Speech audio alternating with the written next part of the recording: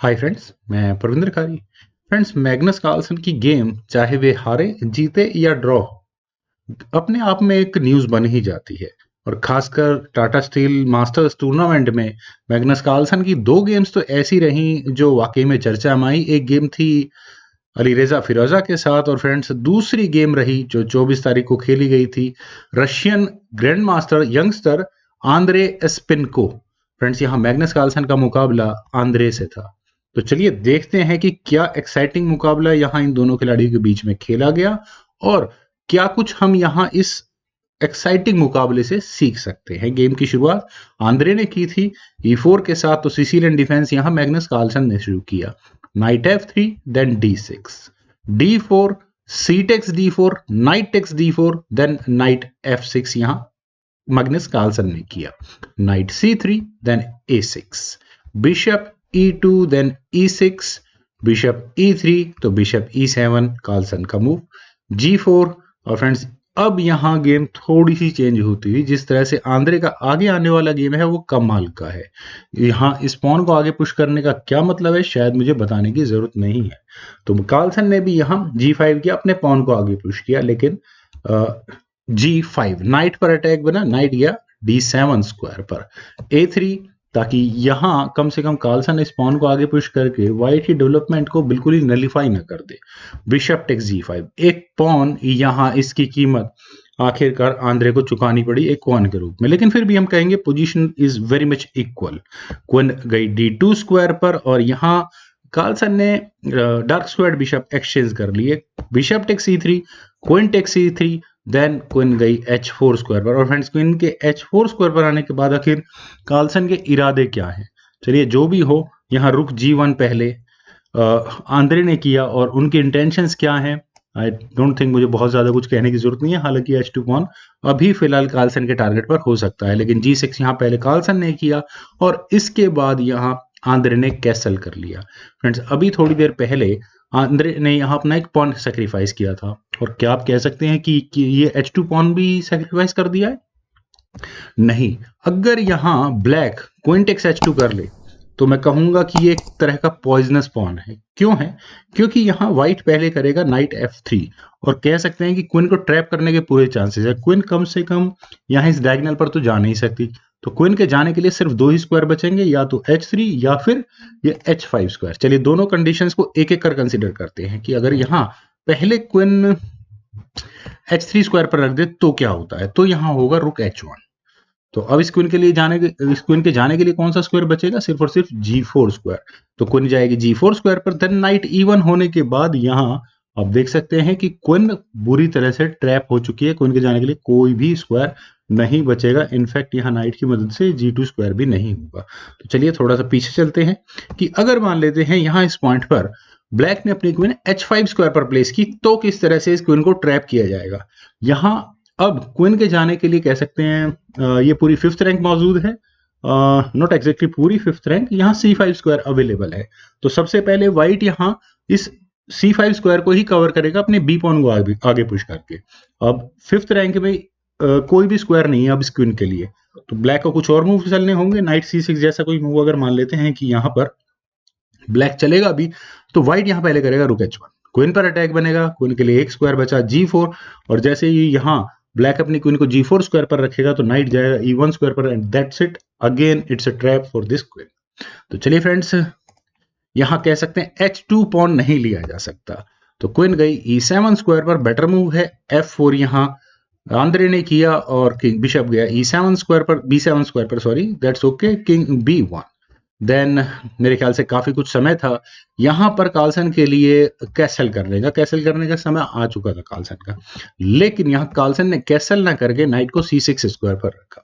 और फ्रेंड्स वही डायलॉग जो मेरा लगभग हर गेम में होता है या हर एक लाइव स्ट्रीम में होता है कि अगर आपको कोई टेक्टिकल अपॉर्चुनिटी मिलती है तो आप उस पीस को ढूंढे जो अनडिफेंडेड हो, या उस पीस को ढूंढे जो अनडिफेंडेड करवाया जा सकता हो। और इस जो मेरा ये मैं कहूंगा कि फॉर्मूला है, इसको चरित्रार्थ में यहाँ इस पॉइंट पर कर सकता हूं। आप कार्लसन की गेम में देखिए कि ये रुक अनडिफेंडेड है, और ऐसा कौन सा पीस है जो अनडिफेंडेड करवाया जा सकता है? स्ट्रेट फॉरवर्ड नजर नहीं आता, लेकिन थोड़ा भी दिमाग लगाएंगे तो आ जाएगा, यहाँ C6 स्क्वायर पर कुछ ना कुछ होगा। तो इसी बात को देखते हुए आंद्रे ने किया नाइट टेक्स B5। उन्होंने यहाँ इस क्वीन को ऐसे स्क्वायर पर क्वीन के लिए रास्ता छोड़ा है, यानी कि क्वीन के लिए C3 स्क्वायर को छोड़ा है, ताकि वो यहाँ रुक तक अटैक बना सके और साथ ही साथ इस C6 स्क्वायर तक भी। A takes B5, that's okay, knight के बदले में एक pawn, knight takes C6, bishop takes C6, और अब जो मैंने सब कुछ कहा था वो शायद आपको पूरी तरह से क्लियर हो चुका होगा। यहां आंद्रे ने किया क्वीन C3, यहां पर ये बिशप पर अटैक है और यहां इस पॉइंट पर रुक पर अटैक है। तो फ्रेंड्स मेरे ख्याल से अब एक पॉन यहां बहुत ही क्राफ्टली आंद्रे एसिपेंको ने जीत लिया है। खैर, कार्लसन ने अब कैसल किया, क्वीन टेक्स C6, बिशप पर अटैक बना, तो पहले हुआ D5, दैट्स ओके। अगर मेरे ख्याल से बिशप टेक्स B5 की ऑप्शन बुरी तो मैं बिल्कुल भी नहीं कहूंगा, कह सकता हूं कि बहुत अच्छा अटैक बनता। पहले नाइट F6 स्क्वायर पर जा सकता था, उसके बाद छोड़िए, वही देखते हैं जो गेम में हुआ था एग्जैक्टली। यहां हुआ था E टेक्स D5, तो rook at F goes to C8, queen पर अटैक बना। और एक और ब्रिलियंट मूव जो यहां आंद्रे ने चला, उन्होंने यहां पहले अपने डी पॉन को आगे पुश किया और क्वीन एक्सचेंज ऑफर दिया और अपने पॉन को 6th रैंक तक पहुंचा दिया है। एक्सचेंज अगर किया जाए तो प्रॉब्लम्स मेरे ख्याल से ब्लैक की ही बढ़ेंगी, क्योंकि रुक टेक्स C6 हुआ तो डी टेक्स C7, और ऊपर से सबसे पहले तो यहां नाइट पर अटैक होगा रुक का, और यहाँ ये पॉन क्वीन बनने की थ्रेट दे ही रहा है। ठीक है, मानता हूं कि वो रुक रखा हुआ है, लेकिन पहले ब्लैक को रुक C7 करना होगा और उसके बाद होगा bishop takes B5। Bishop takes B5 means not much to say, यहां इस E8 स्क्वायर पर प्रेशर होगा और कह सकता हूं कि बहुत स्ट्रॉन्ग गेम यहां व्हाइट की बन चुकी होगी। यहां हुआ था क्वीन D8, अभी क्वीन एक्सचेंज नहीं की। तो फ्रेंड्स इस पॉइंट पर एग्जैक्टली चलिए क्वीन टेक्स B5 यहां पहले आंद्रे ने किया, ऑप्शंस और भी थी पर बेटर ठीक है।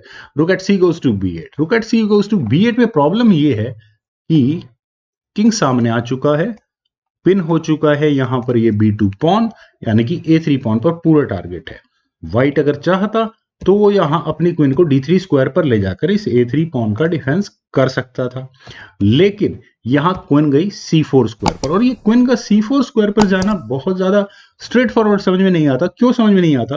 कार्लसन ने अपना मूव चला, उन्होंने यहां किया rook takes C3, that's okay, लेकिन यहां आंद्रे की प्लानिंग अलग थी। उन्होंने यहां क्वीन को C7 स्क्वायर पर लिया, और जिस बात के दम पर वे खेल रहे हैं वो मतलब उनका जो एडवांटेज, व्हाइट का जो यहाँ प्लस पॉइंट है, वो प्लस पॉइंट क्लियर है कि यहाँ D6 पॉन को वो जरूर 7th रैंक में पहुंचाना चाहते हैं।